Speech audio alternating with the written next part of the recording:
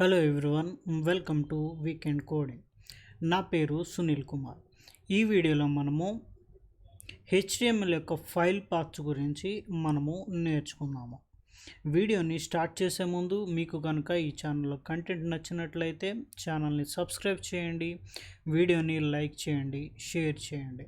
మీ సలహాలు సూచనలు ఏమైనా ఉంటే తప్పకుండా కామెంట్ బాక్స్లో తెలియచేయండి. ఇంకా లేట్ చేయకుండా వీడియోని స్టార్ట్ చేద్దాం. లాస్ట్ వీడియోలో మనము హైపర్ లింక్స్ ఎలా క్రియేట్ చేయాలి, ఫైల్స్కి పాత్ ఎలా ఇవ్వాలనేది చూసాము.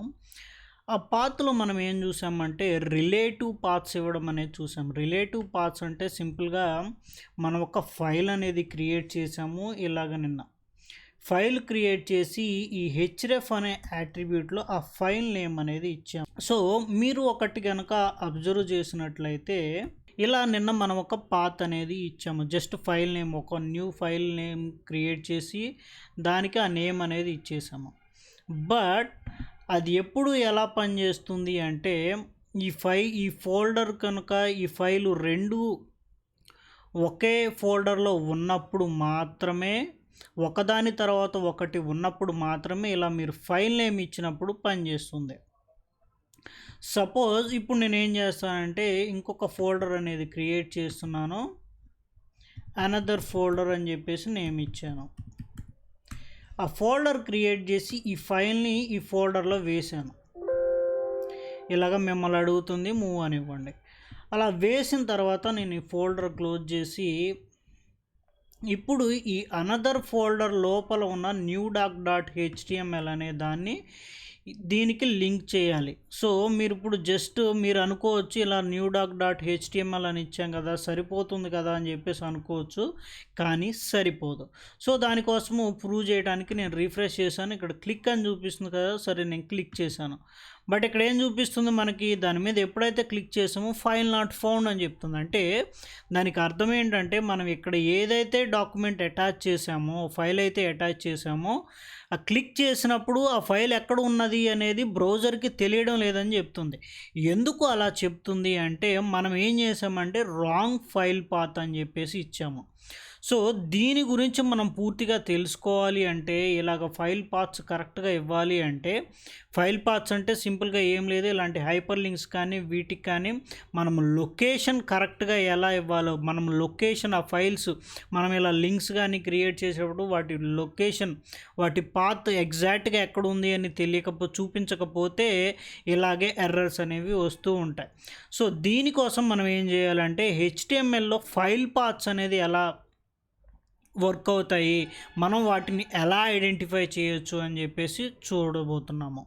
సో ముందుగా మనకు కొన్ని రూల్స్ అనేవి అర్థం కావాలి. ఫస్ట్ థింగ్ మనం ఏం చేసాము, మన ఫైల్స్ అన్నీ కూడా వెబ్ డెవలపర్ అని చెప్పేసి ఒక ఫోల్డర్లో ఉన్నాయి.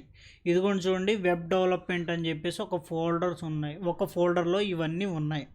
సో ఇప్పుడు ఈ అనదర్ ఫోల్డర్కి index.html అనే ఫైల్కి ఈ రెండింటికి కూడా రూట్ ఫోల్డర్ ఏది అంటే వెబ్ డెవలప్మెంట్ అనే ఫోల్డర్. అంటే ఈ రెండు కూడా వెబ్ డెవలప్మెంట్ అనే ఫోల్డర్లో ఉన్నాయి. మనం ఏదైతే ఈ ఫైల్స్ అన్ని వాడుతున్నామో ఈ వెబ్ డెవలప్మెంట్ అనే ఫోల్డర్లో ఉన్నాయి.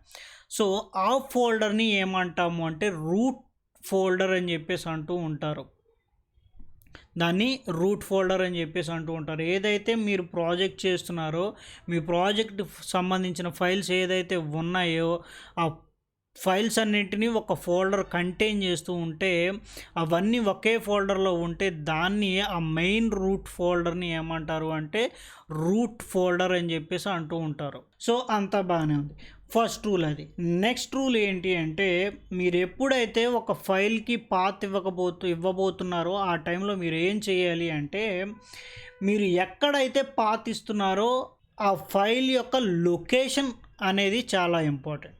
సో ఇప్పుడు మన ఫైల్ యొక్క లొకేషన్ ఎక్కడుంది, index.html అనేది వెబ్ డెవలప్మెంట్ అనే ఫోల్డర్లో ఉంది. సో రూట్ ఫోల్డర్లోనే index.html అనేది ఉంది. సో ఇప్పుడు మన మెయిన్ గోల్ ఏంటి అంటే ఈ అనదర్ ఫోల్డర్ లోపల ఉన్న న్యూ డాక్.html అనే దాన్ని ఫైండ్ అవుట్ చేయాలి.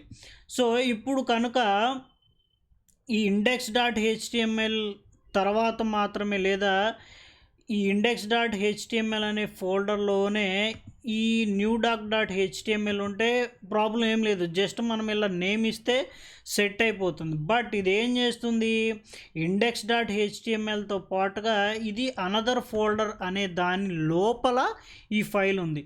సో దీనికోసము మనము ఎలా రూట్ చూపించాలి, ఎలా పాత్ చూపించాలంటే ముందుగా మనము ఈ ఫైల్ పాత్ అనేది మనం ఐడెంటిఫై చేయాలి. సో ఇక్కడ మనకి ఫైల్ పాత్ ఇక్కడ ఉంది.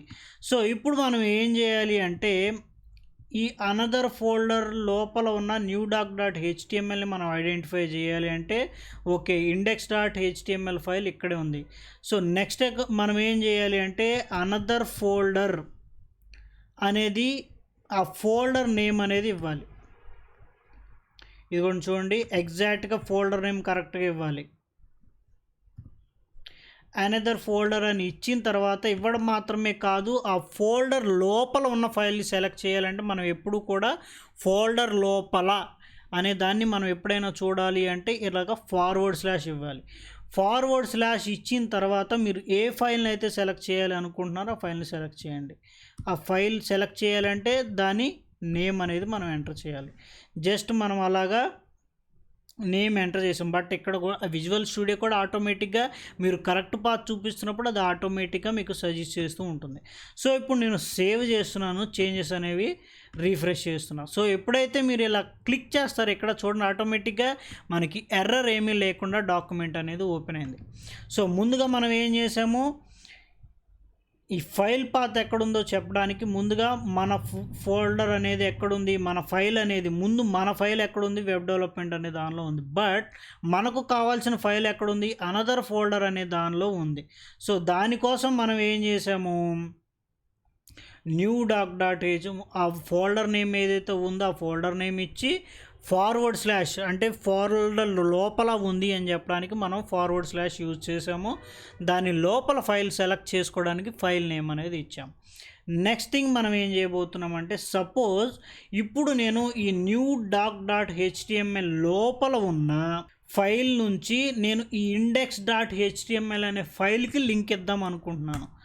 సో దానికి ఎలా ఇవ్వాలి అంటే ముందుగా మనం ఏం చేయబోతున్నాము, యాంకర్ ట్యాగ్ అనేది ఒకటి క్రియేట్ చేయాలి. ఇప్పుడు హెచ్రెఫ్ అనే ఒక ట్యాగ్ ఇవ్వాలి. ఇచ్చిన తర్వాత నేను ఏం చేయాలనుకుంటున్నాను అంటే బ్యాక్ అనే టెక్స్ట్ ఇచ్చాను. అంటే ఇప్పుడు ఈ బ్యాక్ అనే టెక్స్ట్ మీద క్లిక్ చేసినప్పుడు ఏమవ్వాలి అంటే ఎప్పుడైతే నేను ఇండెక్స్ డాట్ హెచ్టిఎంఎల్లో క్లిక్ మీద ఫంక్షన్ మీద క్లిక్ చేస్తాను, ఆటోమేటిక్గా మనకి న్యూ డాక్ డాట్ హెచ్టిఎంఎల్ అనేది ఓపెన్ అవుతుంది. అది ఓపెన్ అయినప్పుడు నేను ఏం చేస్తున్నాను, బ్యాక్ అనే ఒక టెక్స్ట్ ఇచ్చి దానికి ఒక లింక్ ఇస్తున్నాను. ఆ లింక్లో నేను ఏమి ఇద్దాం అనుకుంటున్నానంటే ఇండెక్స్ డాట్ హెచ్టిఎంఎల్ అనే దాన్ని ఇవ్వాలనుకుంటున్నాను. సో దానికోసం ముందుగా మనం ఏం చేయాలి అంటే ఓకే, ఇప్పుడు మనం ఎక్కడున్నాము, అనదర్ ఫోల్డర్ లోపల న్యూ డాక్ డాట్ హెచ్టిఎంఎల్ అనే ఫైల్ లోపల ఉన్నాం మనం. సో దాని నుంచి ఇప్పుడు మనకి వెబ్ డెవలప్మెంట్ లోపల ఉన్న ఇండెక్స్ డాట్ హెచ్టిఎంఎల్ అనే దాన్ని మనం ఫైండ్ అవుట్ చేయాలి. సో దానికోసం ముందుగా మనం ఏం చేయాలి, ఒక స్టెప్ బ్యాక్కి వెళ్ళాలి. అంటే మనం ఉన్న ఒక దగ్గర నుంచి వన్ ఫోల్డర్ అబోవ్కి వెళ్ళాలి. సో అబోవ్కి వెళ్ళాలి అని చెప్పడానికి మనం ఏం చేయాలి, ఇలాగ డాట్ ఇచ్చి 2 డాట్స్ ఇచ్చి ఫార్వర్డ్ స్లాష్ ఇస్తే ఇలాగ మీకు చూడండి ఆటోమేటిక్గా మనం ఉన్న లొకేషన్ నుంచి కొంచెం పైకి అంటే వెనక్కి ఫోల్డర్కి వెళ్ళడానికి మనము డబల్ డాట్ అనేది ఇస్తూ ఉంటాము. ఇలా ఇచ్చిన తర్వాత ఫోల్డర్ నేమ్ ఏదైతే ఉందో ఆ ఫోల్డర్ నేమ్ ఇవ్వాలి. ఇచ్చిన తర్వాత ఇలాగ ఫోల్డర్ నేమ్ ఇస్తే ఏమవుతుంది, మరలా అది సేమ్ ఫోల్డర్లో ఉంటే సేమ్ ఫోల్డర్ ఫైల్ చూపిస్తుంది. మనకు కావాల్సింది అది కాదు. సో ఇప్పుడు మనం ఏం చేయాలి అనుకుంటున్నాము, 1 లెవెల్ ఎబోవ్కు వచ్చి డైరెక్ట్గా ఆ ఫైల్ అనేది వేరే ఇంకెక్కడ ఫోల్డర్లో లేదు కాబట్టి మనం ఏం చేయబోతున్నాము, ఇండెక్స్ డాట్ డైరెక్ట్గా ఫైల్ నేమ్ ఇస్తే చాలు, ఆటోమేటిక్గా ఇది సేవ్ అయిపోతుంది. ఇప్పుడు చూడండి నేను రీఫ్రెష్ చేస్తున్నాను. ఇప్పుడు నేను ఎప్పుడైతే దీన్ని క్లిక్ చేస్తానో ఇది ఏం చేస్తుంది, నన్ను ఈ ఫైల్కి న్యూ డాక్ డాట్ హెచ్టిఎంఎల్కి తీసుకొస్తుంది. మరలా నేను ఎప్పుడైతే బ్యాక్కి క్లిక్ చేస్తున్నానో మరలా ఇండెక్స్ అనే ఫైల్కి నన్ను బ్యాక్కి తీసుకొస్తుంది. ఇలాగా మనకి ఫైల్ పాత్స్ అనేవి వర్క్ అవుతూ ఉంటాయి. సపోజ్ ఇప్పుడు నేను ఏం చేద్దాం అనుకుంటున్నానంటే మనము ఇంకొక రకంగా కూడా క్రియేట్ చేయొచ్చు. సపోజ్ ఇప్పుడు నేను ఇక్కడ ఇమేజెస్ అనే ఒక ఫోల్డర్ క్రియేట్ చేసి లైక్ కావాలనుకుంటే మీరు ఇమేజెస్ కూడా ఇవ్వచ్చు. బట్ నేను ఇక్కడ ఏం చేస్తున్నా అంటే ఇమేజ్ డాట్ హెచ్టిఎంఎల్ అని ఇంకో ఫైల్ క్రియేట్ చేశాను. ఇమేజెస్ అనే ఫోల్డర్లో. నేనేం చేశాను, ఈ ఇమేజ్ డాట్ హెచ్టిఎంఎల్ అనే దానిలో నేను ఇలాగ ఒక బాయిలర్ ప్లేట్ క్రియేట్ చేసి హెడ్డింగ్ H1 ఏమి ఇచ్చానంటే ఇమేజ్ అని ఇచ్చాను. సపోజ్ ఇప్పుడు మీరు డైరెక్ట్గా ఇంకొక పని కూడా చేయొచ్చు. మీరేం చేయొచ్చు అంటే సపోజ్ ఇది రూట్ ఫోల్డర్ని బేస్ చేసుకొని కూడా మనము ఇమేజెస్ లోపలికి వెళ్ళొచ్చు. ఎలా అంటే ఇప్పుడు ఇంకొక యాంకర్ ట్యాగ్ నేను క్రియేట్ చేశాను. క్రియేట్ చేసి గో టు ఇమేజ్ అనే ఒక టెక్స్ట్ ఇచ్చాను. అది టెక్స్ట్ మీ ఇష్టం, మీరు ఏదైనా ఇవ్వచ్చు. నేను జస్ట్ మీకు అర్థం కావడం కోసం ఇలా ఇస్తున్నాను. ఇప్పుడు నేను href అనే యాట్రిబ్యూట్ ఇచ్చి రూట్ ఫోల్డర్ని బేస్ చేసుకుని, వీటన్నిటికీ రూట్ ఫోల్డర్ బేస్ ఏది వెబ్ డెవలప్మెంట్.